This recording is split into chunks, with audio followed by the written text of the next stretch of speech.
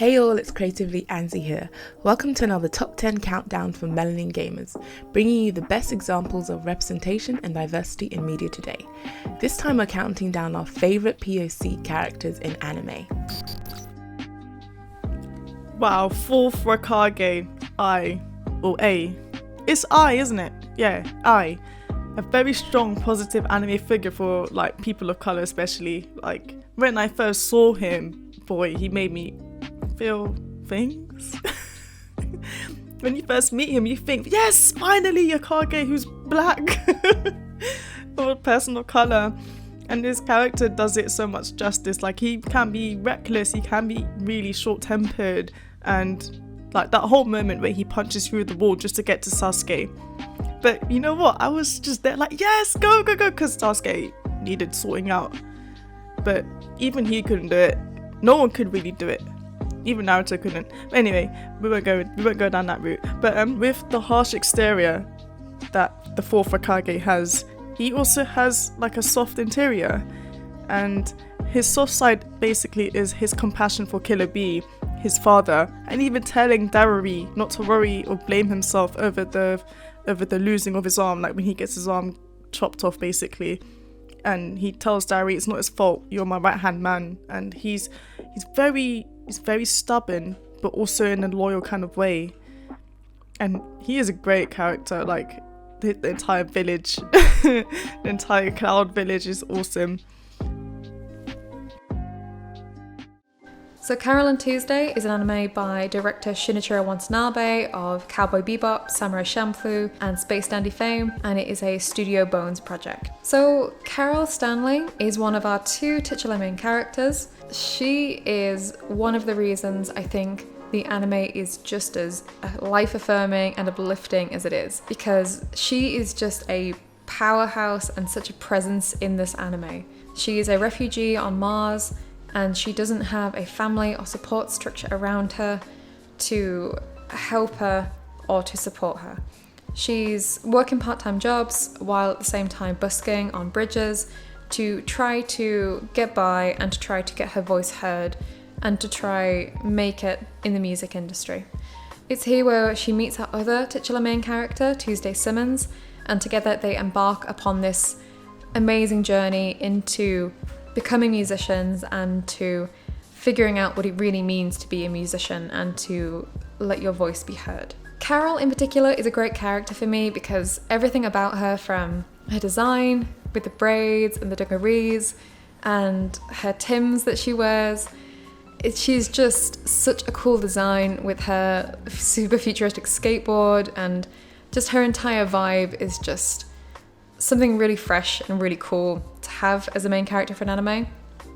But if I like her style, then I love her personality and her presence in the anime even more. So despite all of these challenges that Carol faces, she is just an endless presence of positivity, drive, and dedication. She's there for Tuesday despite the fact that she's got her own challenges going on, she's got her own problems going on, but she never stops being there for Tuesday, and she's just such a positive presence in the anime, and it's just such a joy to watch her grow from where she starts in the anime to where she ends up right at the end. And no spoilers or anything, but truly she is such a refreshing, cool main character to have. That, and the anime is made all the better when you hear the amazing vocal work done by Gina Triado, and the musical stylings that they put together is just phenomenal. Anytime they focus on Carol's voice or her keyboard work, it really brings all of the music alive and makes it yet another classic.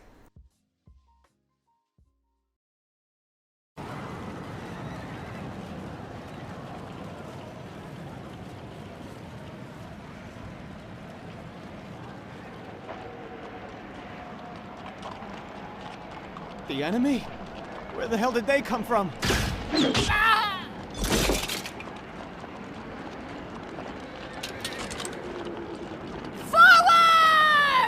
As for Casca, she to me defied in Berserk that pretty damsel in distress mentality where, you know, she's just a pretty girl needs to be safe for a bunch of soldiers.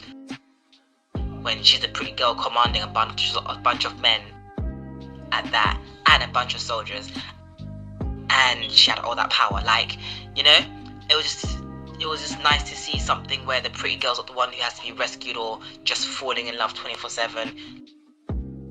Like, she was actually doing something significant in terms of like helping the cast, kind of thing.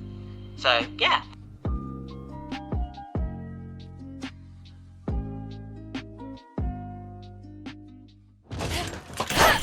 Wow, what can I say about Piccolo?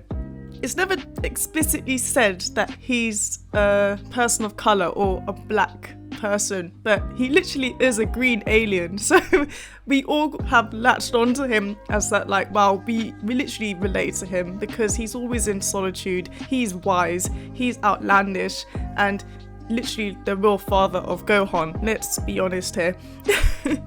And he's such an amazing character with the way he has basically developed, and he is an alien, used to solitude, being treated differently, and the bad guy.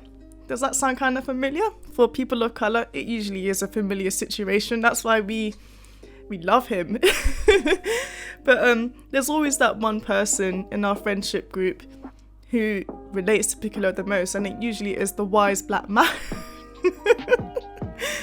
And do you know what I love the most about Piccolo is that Gohan's friendship and love forever changed him, and it cemented him being good, being for the better, and he becomes more selfless and gains true friends when he becomes teammates with the Z Fighters.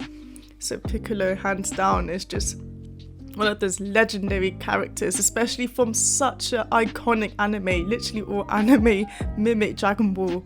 So Piccolo, I put my hat off to you, mate.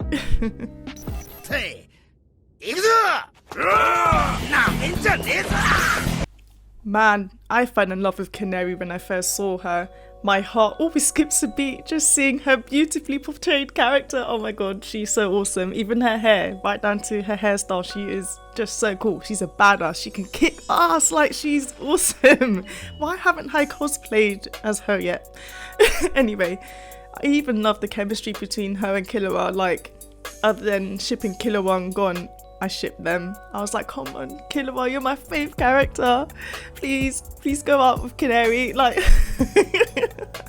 and it's really sweet because, like, with her kind of like exterior, she has to be professional. She has to be loyal to her job, basically, to her family, and she actually has a gentle side which exposes itself. Like, Gon even sees it in her, that she is quite gentle and not as heartless as she makes herself out to be. And like, it's nice to have a female who, like, a person of colour who's female, a woman of colour even, who's strong and someone to look up to, that all women of colour actually look at and want to be like, you know, because that's what's important. Like, representation in anime, especially with someone like Canary, is really important, especially for the younger audiences, but then even for us who are a bit older to appreciate too. And we want to share that, you know, it's really important, and it just shows growth, you know.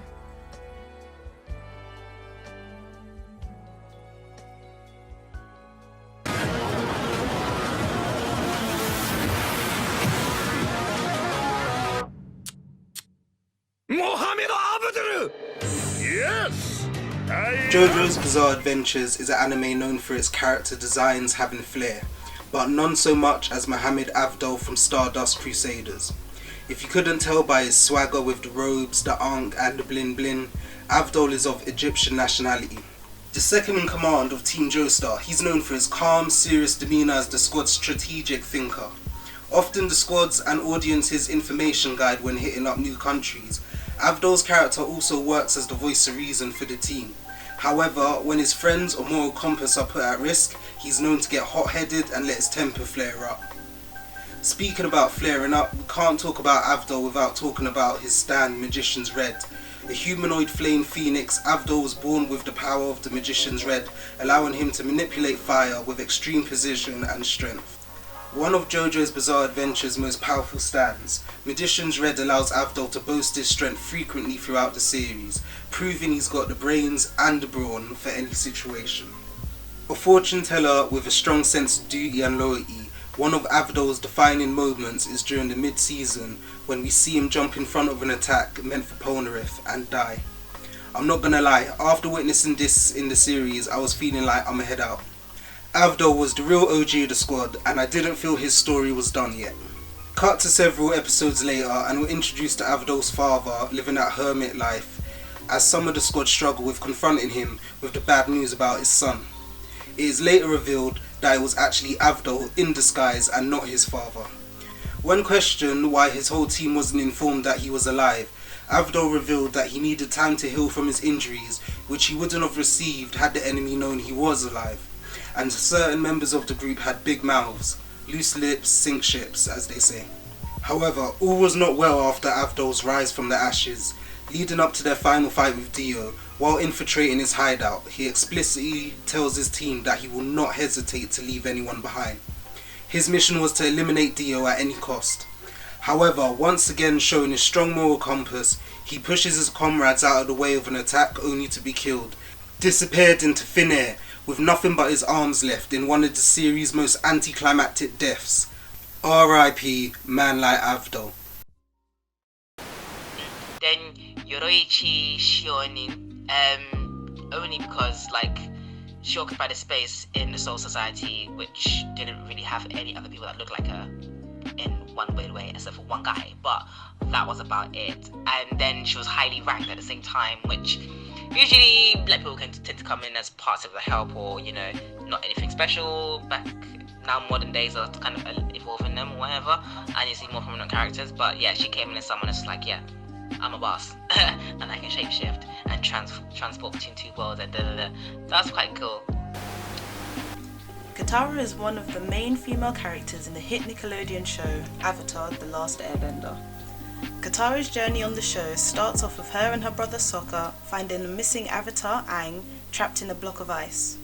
Katara is the last remaining waterbender in the Southern Water Tribe, and as Aang needs a waterbending teacher to master all the elements, Katara decides to teach him some basics while travelling with him to the Northern Water Tribe. From this point, we see Katara grow, change and develop as a woman, as a bender, as a sister, as a friend, and even more in some cases. We also see Katara learn to forgive and move on from the events of her past, deal with revenge and making the right choices, as well as learning to trust old enemies.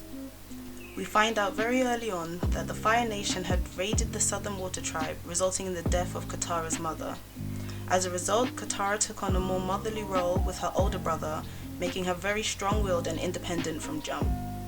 As their journey takes them all over the world, Katara has seen some things, picked up some epic tricks and demonstrated some badass bending along the way, such as her first proper fight with waterbending master Paku in the Northern Water Tribe. She challenged him as he refused to teach her waterbending as she was a woman. She didn't actually win, but she wasn't backing down without a try. Like the time she used her own sweat to bend her way out of prison, or the fact that she can bend water straight out of living trees and the earth around her, or the many times she's healed the group, especially the time she saved Aang after his massive showdown with Azula. And last but not least, the ultimate and spine-tingling move, bloodbending. Bloodbending is using a person's blood flow to manipulate the movement of their bodies into doing whatever the bender wishes. And although Katara was determined to never learn bloodbending, she was tricked into it to overpower an old woman who was bloodbending her friends to fight against her and hurt themselves. Scenes like this say a lot for her character, because even though she may have her opinions formed and set, she will do whatever it takes to keep her loved ones safe. Katara also makes a return on The Legend of Korra. Katara is now an old woman with all the respect on her name. She is now regarded as one of the world's greatest healers and is said to be the world's best waterbender. We find out that since the ending of Avatar, Katara and Aang have gotten married and had 3 kids, rebirthing the new Air Nation. Katara also becomes the new waterbending master of the new Avatar, Avatar Korra. Okay, now we all know when you saw the title and clicked on this video, man like Afro was making this list. Only 2 movies deep and a bombastic Ronin with no name, known only as Afro, has been a black icon in anime since his manga release in 1998. Further cementing his icon status was the miniseries turned film adaptation released in 2007, as well as the sequel released in 2009. And let's be real, when we're talking about a piece of work featuring the talents of Samuel Jackson, the RZA, Lucy Liu and Wu-Tang Clan, it's not hard to see how Afro Samurai earned its high praise and cult following. The story takes part in a steampunk feudal Japan where the strongest warriors in the world compete for the #1 headband, said to be handed down by the gods and given immortality to whoever wears it. However, to challenge #1, you must own the #2 headband, and whoever owns the #2 headband can be challenged by anyone, at any time, resulting in them being the target of constant attack. As a child, Afro sees his father, the owner of the #1 headband, killed in front of his eyes by the #2. As he's leaving, the new #1 tells Kid Afro if he wants revenge, then when he's ready, he'll be waiting for him. What ensues next is an epic journey of revenge and betrayal, as Afro leaves a trail of blood in his wake on his search for the #1. Now the owner of the #2 headband, Afro learned early that he could trust no one. Everyone and their mum wants a shot at him. Which is why we only ever see Afro communicate with one friend, or rather travel associate, the wise talking Ninja. Probably one of the most important characters in the show, Ninja allows us to take a deeper look into Afro's mind through their conversations. We never truly find out whether Ninja's ability to appear and disappear at the right and wrong times is a sign of his skill as a ninja or a sign of Afro's fractured mentality. Afro Samurai's story later continued in their video game adaptations for multiple platforms. However, I'm still hoping to see Afro's story continue in a new season of movie. So someone tell them Netflix mandem to get on this.